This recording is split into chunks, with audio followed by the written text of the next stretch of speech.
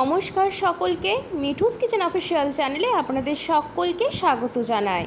আশা করি আপনারা যেখান থেকে আমার এই ভিডিওটি দেখছেন আপনারা সকলে ভালো আছেন এবং সুস্থ আছেন। আজকে আপনাদের সাথে শেয়ার করে নেব মশলাদার নিরামিষ আলু দিয়ে মটরের ঘুগনির রেসিপি। তাহলে চলুন রেসিপিটি শুরু করা যাক। তার জন্য প্রথমে এখানে আমি এক বাটি মটর নিয়ে নিয়েছি। তারপরে এটাকে আমি জলের মধ্যে 1 থেকে 2 বার মতো ধুয়ে সেটাকে আমি জলের মধ্যে কিন্তু এখানে ভিজিয়ে রেখেছিলাম 7 থেকে 8 ঘন্টা। ওভারনাইট ভিজিয়ে রাখতে পারেন, কোনো অসুবিধে নেই। তারপরে এই মটরটা আমি এখানে একটা প্রেসার কুকারের মধ্যে নিয়ে নিচ্ছি এবং যেহেতু আমি 1 বাটি মটর নিয়েছিলাম তো সেই ক্ষেত্রে এখানে আমি জল দিচ্ছি, 1 বাটি মতোই জল দিয়েছি। যেহেতু একদম মাখা মাখা হবে, এটা একদম কষা টাইপের হবে, তো সেই ক্ষেত্রে জলের পরিমাণটা কম থাকবে। এরপরে পরিমাণ মতো নুন দিয়ে খুব সুন্দর করে কিন্তু একটু নাড়াচাড়া করে দিয়েছি। তারপরে প্রেসার কুকারে ঢাকাটা লাগিয়ে লো টু মিডিয়াম ফ্লেমে একটা সিটি দেওয়া পর্যন্ত আমরা অপেক্ষা করব।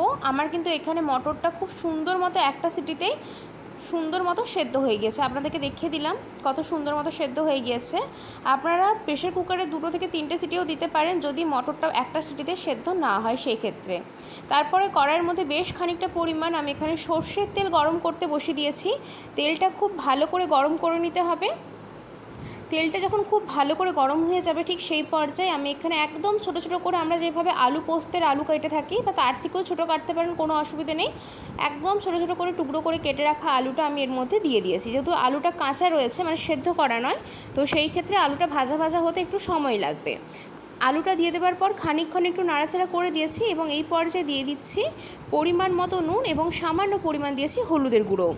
নুনটা এই পর্যায়ে দিয়ে দেওয়ার একটাই কারণ, যেহেতু আলুটা একদম কাঁচা রয়েছে, নুনটা দিলে আলুটা তাড়াতাড়ি সেদ্ধ হবে এবং ভাজাও হবে খুব সুন্দর। সেই জন্য এখানে নুনটা পরিমাণ মতো করে দিয়ে দিয়েছি। যেহেতু মটর সেদ্ধর মধ্যে নুন দেওয়া ছিল, তাই নুনটা একটু বুঝে এখানে ব্যবহার করতে হবে।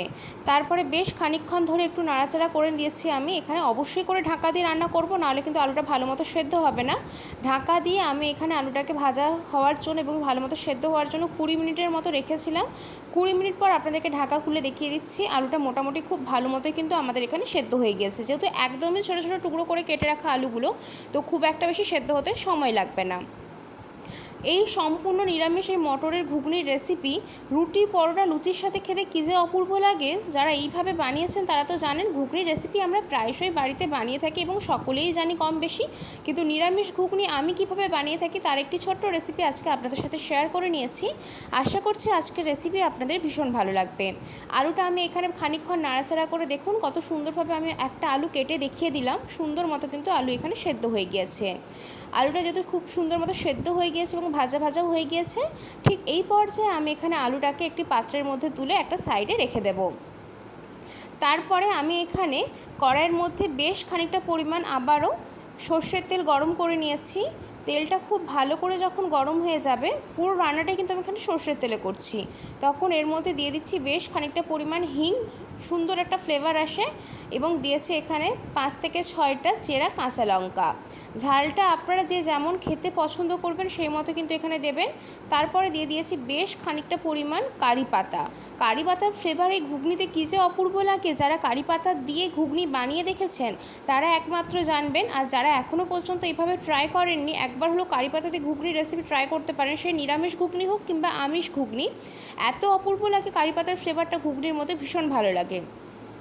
হালকা হাতে নাড়াচাড়া করে কারি পাতাটা ভেজে নিয়েছি। তারপরে এর মধ্যে দিয়ে দিচ্ছি বেশ খানিকটা পরিমাণ থেতো করে রাখা আদা বাটাটা দিয়ে দেওয়ার পরে খুব ভালো করে তেলের সাথে ভেজে নিতে হবে। যেহেতু আদার মধ্যে একটা কাঁচা গন্ধ থাকে, তো সেই ক্ষেত্রে কাঁচা গন্ধটা যাতে একদমই না থাকে সেই পর্যায় পর্যন্ত আদাটাকে খুব ভালো করে আমি এখানে ভাজা ভাজা করে নিয়েছি। আদাটা যতক্ষণ না খুব ভালো করে ভাজা ভাজা হচ্ছে এবং আদা থেকে তেল ছেড়ে আসছে ততক্ষণ পর্যন্ত ভাজা ভাজা করে নিয়েছি। ঠিক এই পর্যায়ে আমি এর মধ্যে দিয়ে দেবো একটা ছোট্ট সাইজের কুচিয়ে রাখা টমেটোটাকে আমি এখানে পেস্ট করে ব্যবহার করছি। আপনারা চাইলে টমেটোটা কুচি করেও ব্যবহার করতে পারেন। এখানে পেস্ট করে দিয়েছি তার কারণ মশলা কষতে বেশি সময় লাগবে না টমেটোটা পেস্ট করলে। আর কুচি করে দিলে কি হবে, টমেটোটা এখানে গলতে নরম হতে একটু সময় লাগবে। হালকা হাতে নাড়াচাড়া করে এর মধ্যে দিয়ে দিয়েছি পরিমাণ মতো নুন, সুন্দর কালারের জন্য দিয়েছি কাশ্মীরি লঙ্কার গুঁড়ো বেশ খানিকটা পরিমাণ, এর মধ্যে দিয়েছি আমি ধনের গুঁড়ো, সামান্য পরিমাণ দিয়েছি হলুদের গুঁড়ো, এবং এখানে ঝালের জন্য আমি লাল লঙ্কার গুঁড়োটা ব্যবহার করছি না, পুরোপুরি ঝালটাই কিন্তু কাঁচা লঙ্কাতে হবে, এবং বেশ খানিকটা পরিমাণ দিয়েছি জিরের গুঁড়ো। তারপরে খুব ভালো করে কিন্তু এখানে মশলাটাকে কষিয়ে নিতে হবে যাতে টমেটোর যে কাঁচা গন্ধটা রয়েছে সেটাও চলে যায়। খুব ভালো করে যখন দেখবেন মশলা ভালো করে শুকনো শুকনো করে কষিয়ে নিতে হবে, এবং মশলা থেকে যতক্ষণ না অবধি তেল ছাড়ছে এবং মশলার যে কাঁচা গন্ধ একটা রয়েছে সেটা বুঝতেই পারবেন মশলা কষাতে কষাতে যে কাঁচা গন্ধটা একদম চলে যাবে। তো সেই সময় পর্যন্ত কিন্তু আমাদেরকে এখানে মশলাটাকে খুব ভালো করে কষিয়ে নিতে হবে। যতক্ষণ অবধি মশলার গা থেকে একদম তেল ছেড়ে যাচ্ছে ততক্ষণ অবধি মশলাটাকে আমি খুব ভালো করে কিন্তু এখানে নাড়াচাড়া করে মশলাটাকে সুন্দর করে কষিয়ে নিয়েছি। আর কিন্তু এই পর্যায়ে নুন দেবো না, যেহেতু নুন দেওয়াই রয়েছে আলু ভাজার মধ্যে এবং মটর সেদ্ধর মধ্যে, সেই ক্ষেত্রে আমি আর নুন দিচ্ছি না, একদম মশলা কষানোর সময় যা নুন দেওয়ার দিয়ে দিয়েছি। তারপরে ভেজে রাখা আলুটাও এর মধ্যে দিয়ে দিলাম। আলু তো অলরেডি আমাদের ভাজাও রয়েছে এবং সেদ্ধ হয়েও রয়েছে, তাও মশলার সাথে একটু আলুটাকে কষিয়ে নিলে টেস্টটা খুব ভালো আসে। আর এটা কিন্তু একদম কষা কষা করে ঘুগনিটা করব, একদম ঝোল করব না, মানে গ্রেভি থাকবে না। কী যে অপূর্ব লাগে এরকম কষা ঘুগনি, খালি মুখে খেতেও ভীষণ ভালো লাগে, মানে রুটি পরোটা লুচির সাথে তো ভালো লাগে কিন্তু এমনিও খেতে বেশ ভালো লাগে। ভাজা আলুটা দেওয়ার পর খুব ভালো করে 5 থেকে 6 মিনিট হাতে সময় নিয়ে এটাকে ভালো করে কষিয়ে নিয়েছি। একটু কষা কষা কষা কষা যখন হয়ে আসবে ঠিক সেই পর্যায়ে কিন্তু এর মধ্যে সেদ্ধ করে রাখা মটরটাও দিয়ে দেব। দিয়ে দেওয়ার পরে মটরটা যখন দিয়ে দেবো, মটরটা সেদ্ধ করার সময় কিন্তু আমি একদম অল্প পরিমাণে জল দিয়েছি, আপনাদেরকে দেখিয়েছি 1 বাটি মটরের জন্য 1 বাটি জলই কিন্তু আমি এখানে ব্যবহার করেছি।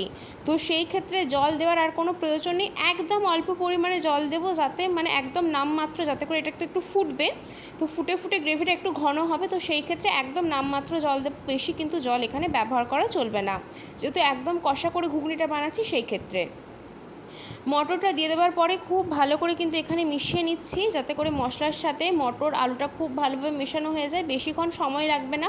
চটজলদি একটা রেসিপি, রুটি পরোটা লুচির সাথে খেতে নিরামিষের দিনে ভীষণ ভালো লাগে। বাড়িতে অবশ্যই করে এইভাবে একবার নিরামিষ ঘুগনির রেসিপি কষা কষা করে ট্রাই করে দেখতে পারেন, আশা করব আপনাদের ভীষণ ভালো লাগবে। আজকের রেসিপি যদি আপনাদের ভালো লেগে থাকে অবশ্যই করে আমার চ্যানেলটিকে সাবস্ক্রাইব করে দেবেন, লাইক শেয়ার কমেন্ট করতে ভুলবেন না। আর যদি এরকম নিত্য নতুন রেসিপি পেতে চান তাহলে অবশ্যই করে আমার চ্যানেলটিকে সাবস্ক্রাইব করে দিয়ে আমার চ্যানেলের পাশে থাকার অনুরোধ রইল। খুব ভালো করে কিন্তু এখানে নাড়াচাড়া করে নিচ্ছি। তারপরে আমি এখানে এই পর্যায়ে আর একটু জলের ব্যবহার করছি না, ভেবেছিলাম একটু জল দেবো কিন্তু আমি আর জল দিইনি, সুন্দর মতো কিন্তু কষা কষা করে নিয়েছি। পরে আমি এখানে একটি পাত্রের মধ্যে সার্ভ করে দিচ্ছি। একদম মাখো মাখো হয়েছিল, দেখতে যত না লোভনীয় লাগছে খেতে দুর্দান্ত হয়েছিল। বাড়িতে অবশ্যই করে একবার ট্রাই করে দেখবেন নিরামিষ এই ঘুগনির রেসিপি, আশা করব আপনাদের ভীষণ ভালো লাগবে। যদি রেসিপিটি ভালো লেগে থাকে অবশ্যই কমেন্ট করে জানাতে পারেন যে আজকের এই রেসিপি আপনাদের কেমন লাগলো, আর এইভাবে কষা ঘুগনি বাড়িতে বানিয়েছেন কিনা সেটাও কিন্তু কমেন্ট করে আমাকে জানাতে পারেন।